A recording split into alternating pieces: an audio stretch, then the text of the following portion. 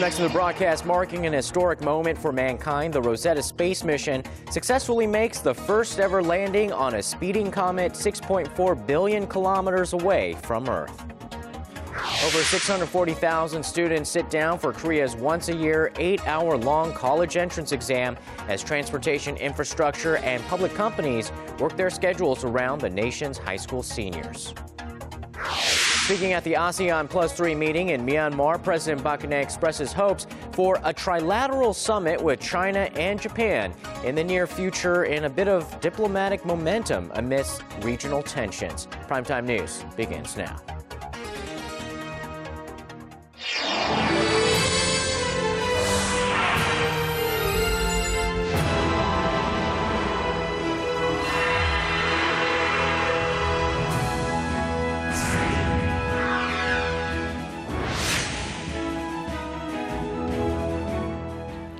Welcome to the program. You're watching Primetime News, coming to you live from Seoul. I am Kang, Chery. And I'm Sean Lim. Thanks so much for joining us tonight. We begin with what can arguably be called the most important day for high school seniors here in Korea, so much so that the nation pulls out all the stops to accommodate them on this special day. Exactly. More than 640,000 students took the grueling 8-hour college entrance exam that may set the course of the rest of their lives. The test will play a primary role in determining which college they will get into, and deemed so important that airplanes were grounded for a 35-minute period in the afternoon during the listening part of the test, and morning commutes for many and stock markets opens were delayed to clear the roads for students getting to the test venues. Well, this exam day only comes once every year, and with it, a phenomenon every year as well. Our Shin Se-min takes us to those moments that can only be seen here in Korea on this day. These young people are not in trouble. They're just getting a helpful ride on the back of police motorcycles or in patrol cars to get to school on time. It only happens on this day of the year, the day they take their college entrance exam. They must be in their seats by 8:10 in the morning because today, excuses like these won't fly.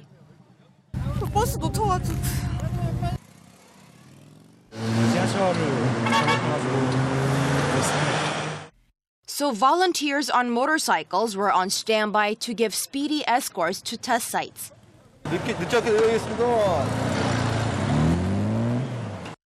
That's not all. Once they arrive at their test sites, fellow high school students greet them in an unthinkable and surprising manner. Not even the freezing weather is stopping high school juniors from cheering on their senior classmen to ace the exam. With all our spirit, we wish the seniors to perform their best on the exam. This one-of-a-kind phenomenon, unique to Korea, is culturally important, as many believe the exam will not only determine what college test takers get accepted to, but also their next job, level of success, and future. Shin Se-min, Arirang News. And if you're Korean, you would probably already know a number of superstitions related to exams. Mothers used to stick taffy on the front gate of the school while their kids are taking the entrance exam, hoping that their kids would stick to their first college choice. And there's more, and our Connie Lee explains. So how far would you go to ace your college entrance exams? I won't be washing my hair. To do well on the exam, I'm eating taffy and chocolates. Not your typical study habits, but the exam is deemed so important that the students will do whatever it takes for that high score, even taking part in some superstitions. One of the biggest ones is that students eat the right snacks. It's either taffy or rice cakes. Why? Because they're sticky. These come in neat gift sets this time of year, and as they say, eating these snacks will help the study material stick in the students' minds and help them stick to their top college choice from their high scores. While these snacks are okay to eat, one superstition says that test takers should avoid eating seaweed soup. So much so that some restaurants specializing in seaweed even close on this day. I opened my restaurant on exam day before, but no customers came in. Since then, I've closed every year. There's a belief that the slippery seaweed could lead the test taker to slip away from success and fail. But for success on test day, receiving certain items is also common. As good luck charms, students either get a fork or a pair of tweezers to help them pick or pluck out the correct test answers. Since most of the questions on the exam are multiple choice, it is quite important to make the right picks. Finally, there are some students who avoid washing their hair ahead of the test. My friends and I believe that washing your hair can wash away what you studied. These superstitious acts show just how much importance the nation places on education. It's not like most Koreans actually believe in these superstitions, but adhering to them acts as a bit of a stress reliever. Connie Lee, Arirang News. It's been quite a busy week for regional diplomacy, especially for President Park Geun-hye, who has just expressed hope for a trilateral summit with China and Japan in the near future. It's a call for dialogue amidst lingering regional tensions. Our Chery has more on Park's diplomatic momentum from the ASEAN-plus-3 meeting in Myanmar. At an annual meeting with the leaders of the Association of Southeast Asian Nations, China and Japan, hosted by Myanmar this year, President Park Geun-hye has openly expressed hopes to meet her Chinese and Japanese counterparts. This comes as historical and territorial differences in Northeast Asia have led tensions to rise in the region. The last time the three countries' leaders met was in 2012. A slight gaining of diplomatic momentum among the three nations was witnessed at the APEC summit in Beijing earlier this week, when President Park talked about a tripartite foreign ministers meeting with Chinese President Xi Jinping. Park also had a brief encounter with Japanese Prime Minister Shinzo Abe, where the two leaders agreed to encourage officials involved in high-level talks to make progress in resolving Japan's wartime sexual enslavement of Korean women. The leaders of China and Japan also met on the sidelines of that global forum. It, however, remains to be seen how the latest rounds of diplomacy and reconciliatory gestures will work to thaw Korea's relations with Japan, as Seoul is adamant Tokyo must first take responsibility for its past wrongdoings. Crediting the ASEAN cooperation and trust building as a model for her Northeast Asia peace initiative, President Park also sought the ASEAN, China, and Japan support in encouraging North Korea to lay down its nuclear arms for the region's peace and stability. President Park now heads to Brisbane, Australia to attend this year's G20 Leaders Summit. There she will continue promoting her economic innovation plan as an initiative to address global problems of low growth and high unemployment. Chery, Arirang News, Naypyidaw. And staying in Myanmar, President Park and the leaders of the 17 nations which were involved in the annual East Asia Summit concluded their meeting addressing a number of regional and global issues. President Park called on the EAS member nations to actively cooperate in regional disaster management and health. On the growing Ebola crisis, the president spoke of Korea's dispatch of a medical team to West Africa and endorsed the EAS, agreeing to boost preventative systems in fighting the deadly virus. The UN envoy on North Korean human rights, Marzuki Darusman, has once again called on referring the regime's leader to the International Criminal Court. This comes as the UN General Assembly is expected to adopt a resolution on North Korean human rights next month. Hwang Sung-hee reports. UN Special Rapporteur on North Korean human rights Marzuki Darusman reiterated that North Korean leader Kim Jong-un should be taken to the International Criminal Court for his serious human rights violations. It's only now that we are now in a position to, in fact, direct culpability on the supreme leader for these massive human rights violations. At a forum in Seoul on Thursday, the UN envoy said the report published by the Commission of Inquiry on Human Rights in North Korea pointed unequivocally to the North Korean leadership for being responsible for the inhumane treatment of its 25 million population. Noting Pyongyang's recent invitation to Darusman, U.S. Special Envoy for North Korean human rights issues Robert King said the report is effective in slowly changing the North. He's been denied visits to North Korea for 4.5 years. The North Koreans indicate that they're willing to invite him to Pyongyang as long as the text of the resolution is modified. I think these are all very clear indications of North Korean concerns about the focus on their human rights record. As the UN General Assembly prepares to vote on the human rights resolution in mid-December, the two human rights figures agreed on adding more pressure on the regime. Both Darusman and King agreed that the next crucial step would be to link the North Korean human rights issue with security dimensions by listing it in the agenda of the UN Security Council. Hwang Sang-hee, Arirang News.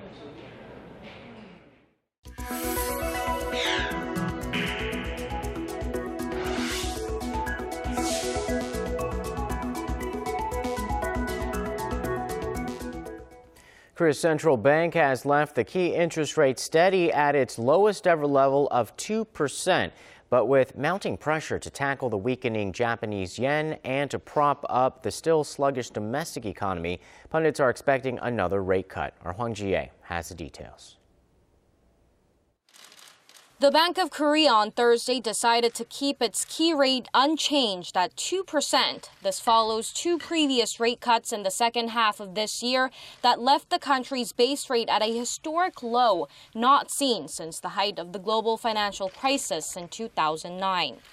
The Monetary Policy Committee considered the fact that there's a need to wait and see the impact of the two previous rate cuts and to achieve financial stability amid the recent rapid rise in the country's household debt. Still, market expectations are mounting over an additional rate cut in the next couple of months. Analysts cite the domestic economy remaining sluggish despite aggressive government stimulus measures and other uncertainties abroad. Recently, the Bank of Japan decided to expand their QQE. Surprisingly, and that actually had an impact on the 1 yen cross rate. And I think the business the leaders, the corporations, I think because of that uncertainty, they probably don't want to invest at this point. Korea's top central banker, however, ruled out the possibility of more monetary easing to counteract the weak yen, saying the exchange rate is swayed more by factors like the conditions of major economies and international capital flow than the key interest rate. He added that the current 2% rate is accommodative enough to support the country's recovery momentum. Now all eyes are on the fourth quarter growth rate that will be unveiled in January. Experts say a worse than expected figure would add pressure on the central bank to further cut its key rate as a means to prop up growth. Hwang Ji-hye, Arirang News. The National Assembly's Foreign Affairs Committee has passed bills for free trade agreements with Australia and Canada, respectively, paving the way for the ratification of the pacts soon. Earlier Thursday afternoon, the ruling and opposition parties agreed to ratify the trade pacts no later than December 2nd. To quell some of the concerns that the FTAs would hurt Korea's livestock sector the most, the ministers of Finance and Agriculture agreed on the terms for helping Korean livestock farmers to get lower interest rates on their loans and export their products. A group of Korean medical personnel have embarked on a trip to Sierra Leone as part of government efforts to help contain the deadly Ebola virus in West Africa. The team will stay there for about a week or so to assess the conditions there so that the Korean government can later decide on the final scale of its support team. Kana Kim tells us more. Korea dispatched its first group of medical personnel to Sierra Leone this Thursday to give the Ebola-stricken country a much-needed helping hand. We will lay the groundwork to ensure the best conditions for our medical staff while they attend to the needs there. Seoul's Foreign Affairs Ministry says that volunteering doctors, nurses, and military officers will first visit Britain before traveling to the West African country. The group is being dispatched in advance to check the medical facilities and working conditions in Sierra Leone. Staying there until November 21st, the Korean team will work at a British Ebola treatment facility in the capital Freetown with other health experts from countries such as Britain and Denmark. The deployment comes as the World Health Organization reports the total death toll from this Ebola outbreak has now surpassed 5,000. The number of new cases are slowing in Liberia and Guinea, but Ebola is still spreading fast in Sierra Leone. On Sunday alone, 111 new Ebola cases were reported in the West African country, one of the highest daily rates ever recorded. And making matters worse is that only 19 out of the 53 treatment centers in the country are operating due to a lack of medical supplies and personnel. As fears grow about the devastating effects Ebola is having on Sierra Leone, Korea has vowed to continue its support even after the first team returns to Korea. After receiving assessments from the first task force team, the Korean government will decide upon the final number of medical staff to send to Sierra Leone. 145 doctors, nurses, laboratory technicians, and safety managers applied to join the global efforts. The number of applicants far outstripped the government's expectations, but Seoul only plans to send less than 40 personnel to the West African country by the end of December. Connie Kim, Arirang News. Korea's largest art fair devoted to introducing limited edition artwork opened on Thursday afternoon, and the one-of-a-kind art comes from far and wide, even beyond Korea's borders. Our Park Geun-hye helps us take a sneak peek at the 4-day exhibition. Ranging from photos and woodcut prints to 3D computer artwork, this fair is all about art pieces that have a limited number of editions. Since 1995, the annual International Art Fair has invited a number of participants and guests from all over the world. This year's includes 51 galleries from 15 countries. Those who visit will get close access to the artists themselves at exhibit booths.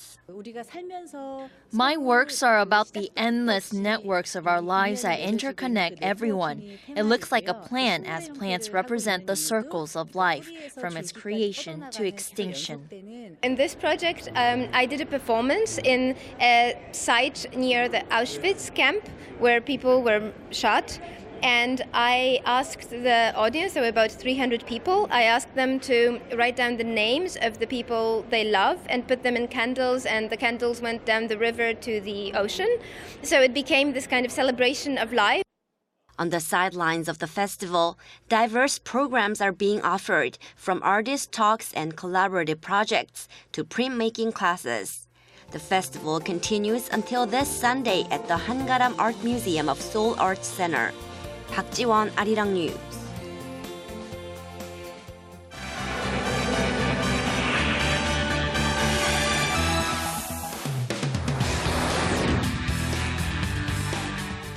The Rosetta space mission has successfully made the first ever landing on a speeding comet, marking a historic moment for mankind. To tell us more, we turn to Paul Yee at the News Center. Paul, the European Space Agency has received a highly anticipated update from the robot probe, which traveled for 10 years from Earth. And despite some initial concerns, it appears to be doing well.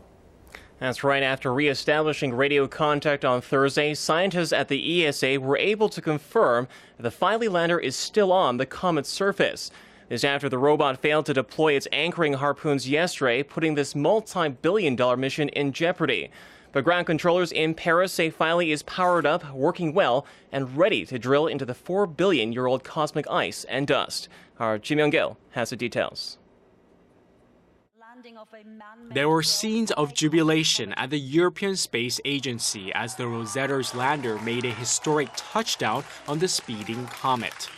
Scientists say they received confirmation from the small robotic probe named Philae after a roughly 7-hour descent as it made a bumpy landing on the surface of Comet 67P. So we have science data coming, we have pictures, we have measurements from all the instruments. Science continue coming. Of course, the scientific experiments will start a bit later.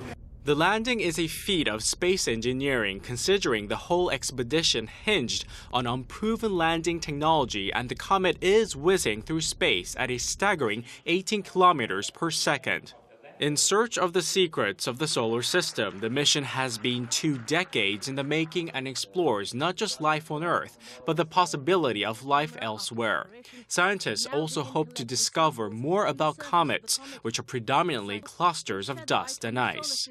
There's a lot of new information about the origins of our solar system, of our own planet, the water which is on our planet. Does it come from such comets? And I think that indeed justifies all this effort.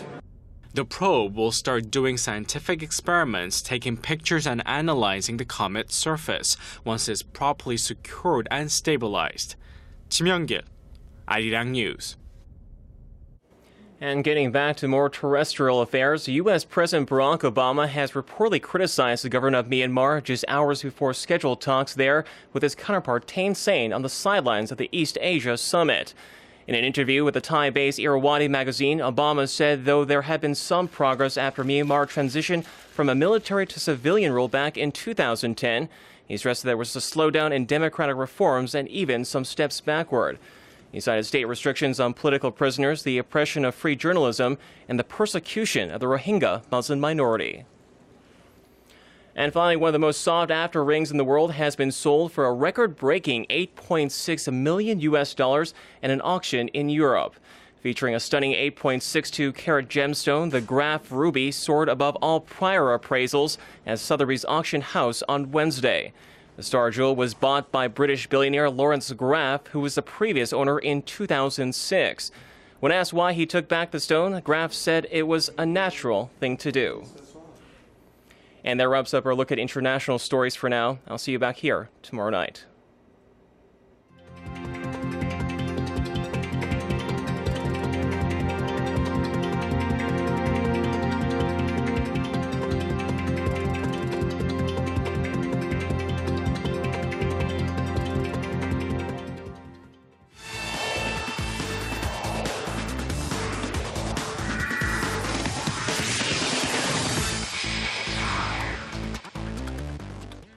Hello and welcome. I'm Stephen Che with a look at Thursday's sports. Starting off with golf, teenage phenom Lydia Ko continued her meteoric rise up the LPGA Tour ranks. She was named its youngest ever Rookie of the Year. The 17-year-old from New Zealand won the award with 3 events left in the season, having won twice and finished in the top 10 11 times in just 24 starts. South Korea's Lee Mi-rim, who also won twice in 2014, came in second. The world number 3, Ko, is ranked 3rd in the race to the CME Globe and 4th on the money list with over $1.5 million, and she has yet to miss a cut all season. And going to the live games on the night, first to the KBL doubleheader, the Mobis Phoebus took on the LG Sakers. A fired-up Yang Dong-gun was great on both ends for Mobis, and Moon Tae-young was hot as well as the Phoebus won easily at home for 9 in a row. And over to Anyang, the visiting Goyang Orions pounded KGC by 29 points, helped by Heo Il-young's 5 threes on the night. And over to the V-League in the earlier match, it was the ladies of the Korea Expressway Zenith taking on the Hunguk Life Pink Spiders. Now the Zenith floor it from the first and keep the pedal down. Nicole Fawcett has a game-high 24 points as her team wins in straight sets. And over in Ansan, the big match between the OK Savings Bank Russian Cash and the Korean Air Jumbos goes to the 5th set. And their OK Savings is A-OK. They get the win for 2 points. And now to baseball, the MLB Cy Young Awards given to the top pitchers of the American and National Leagues were announced. One pick was expected, the other not so much. LA Dodgers ace Clayton Kershaw earned his 2nd straight NL Cy Young and 3rd in 4 years. The lefty won 21 games in 27 starts with a minuscule 1.77 ERA. The vote was unanimous. Meanwhile, Cleveland Indians starter Corey Kluber, who won 18 games this year, edged out Seattle's Felix Hernandez for the American League's top pitcher honors. And that's all I have for now. Your weather's up next. Have a great evening.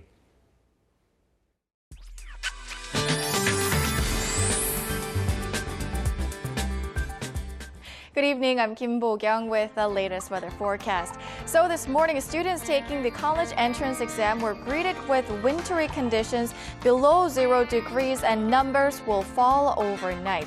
At the moment, light rain is falling along the western coast as well as on Jeju, and a heavy snowfall watch has been issued for the mountains of Jeju, where 1 to 3 centimeters of snow is forecast. As for tomorrow, there is a possibility of light snow for Seoul as well as Gyeonggi-do province. It seems like this chillier than average weather will stick around due to cold air sweeping down from the north. Here are the readings for tomorrow. Seoul reaches 10, Daegu and Gwangju the low teens. As for other regions, Daejeon and Dokdo hit 9, Mount Kumgang remains chillier. Those are the updates we're following at this hour. I'll see you soon. And that's primetime news for this Thursday. I'm Sean Lim. Thanks for watching. And I'm Kang Chery. We'll see you again soon. Have a great night.